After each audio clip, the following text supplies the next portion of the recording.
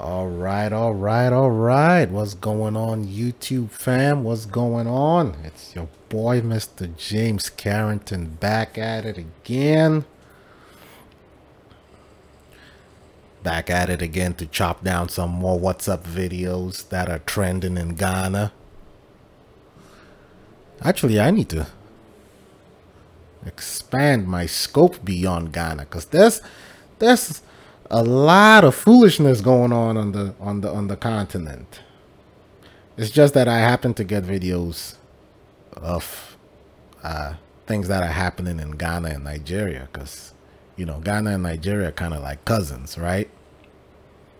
So now I'm sure if I had some Kenyan friends or some I do have some Kenyan and Tanzanian friends, but they hardly send me any videos of what's happening in their countries. The truth of the matter is, even if I got videos from these countries, they'd be speaking a language that I don't understand anyway. So probably be speaking some Swahili or something. But anyway, let's get into it. How y'all doing out there today? I'm doing great. Happy Father's Day to all you dads out there. I know we don't get appreciated much. So we just got to do for self, right? Everything is about Mother's Day. Mothers. Fathers don't get appreciated much. But nah, let me stop playing. I mean, me, my brother, my friends, my cousins, we're all for the most part married to women that appreciate us. And so, when Father's Day comes around, they do show us a lot of love. I don't know about the children though. The children don't be showing me a lot of love. I don't know about your kids, but my kids don't be showing me a lot of love. Father's Day rolls around. It's like it comes and it goes. Let me stop playing. I play too much. That's my problem. See why I never really got into this YouTube stuff? But anyway, so yesterday was a good day. Yesterday we had a little get together, at my house. Me, my cousin Jeff and his lovely wife Kiami, their lovely kids, Ethan and Kai, and my brother and his wife and his kids. Of course, me, my wife, my dad and mom came over. My mom did all the cooking and, brought the food over. And so we had a good time.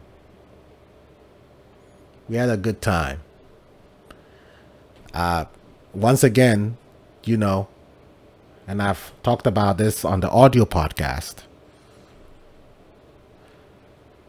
When you reach your 40s, when you're in your 40s, that's what they don't teach you when you're growing up. They don't tell you when you're growing up. And when you reach your 40s are, a time in your life where, you're not too old, you're not too young. You do everything in moderation. You don't party too much. You do party, but you don't party too much. You're done with all the studying you had to do. By this time, you should have accomplished a lot in your career. You should be at a place where you're comfortable in your life. If you planned your life well, and if God was kind enough to guide you on your way to the 40th birthday mark. So the 40s are, in essence, a decade where you should start to enjoy the fruits of your labor. Okay?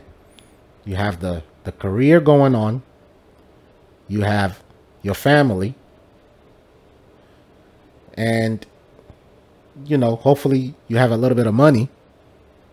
Basically, you should be comfortable. This is the point in your life where you should start, you know, planning for the next decade, going into retirement.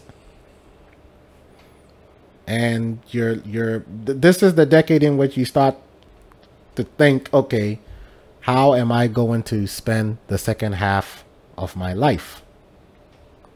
Okay, if you're grateful to make it to 40, you pray and hope that God will give you maybe another 40 years. I'll take another 40 years. I don't mind checking out at 80. I mean, by the time you're 80, you've basically seen and done it all, right? So you pray that you can get, you know, another 40 years of life. And then after that, it's like, whatever. And not just another 40 years of life, but 40 quote unquote healthy years of life. You don't want to be plagued by disease and chronic ailments. And I mean, there are certain things that will, you know, unfortunately come with the aging process. But, you know, you don't want to be a sickly person as you get into, you know, from your 40s going into your 80s. You don't want to be plagued by disease and ravaged by disease all the time. So you pray to God that He helps you avoid certain diseases that bring your life to an abrupt end. Something like cancer, for instance. Cancer is like one of those things, you know, you could catch cancer and not even know you have cancer. Some of the more malignant forms of cancer are the ones that go undetected for years, and by the time they find out you have it, it has spread through your whole body and there's nothing they can do for you.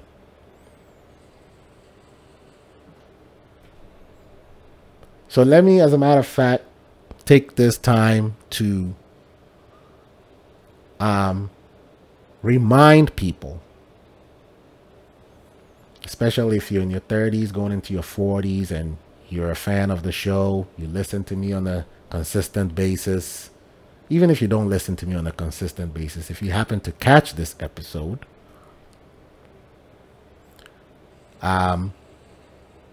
just be aware of, you know, your family's past medical history. And I'm talking in terms of cancer now. I'm not talking about anything else, diabetes, high cholesterol, or any of that other stuff, but especially cancer. If you, first you got to do the research. Find out if any of your parents are predisposed genetically to any sort of cancer. Be it colon cancer, lung cancer, breast cancer, skin cancer. There are all kinds out there. And if your family is free and clear, if both parents and their parents didn't have any form of cancer, then chances are cancer doesn't run in your family.